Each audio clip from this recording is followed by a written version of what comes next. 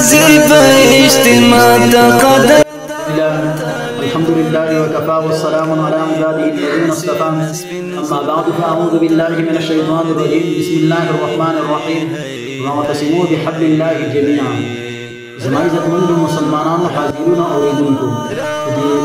سوشل میډیا په وسایت باندې تاسو ته دعوت ورکول غواړو د اجتماعي فنشیر باره کې چې د آینده کارونو په شان یو ځل بیا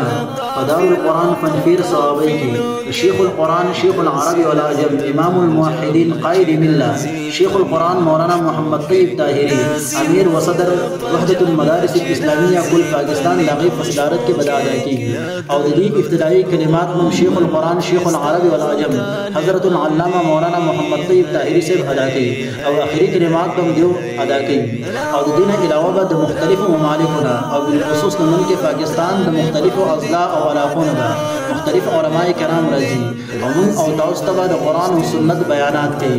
اجتماع په 26 27 28 اکتوبر باندې په دارالقرآن فنفیر کې ادا کیږي د اصلاح النیت اصلاح القلب او اصلاح المعاشري لپاره په دې کې بیانات کیږي. تاسو په حضور کې دا درخواست دی چې په دغه اجتماع کې شرکت وکړو، په خپله شرکت وکړو او نور مسلمانانو ته د دې دعوت ورکړو. والسلام.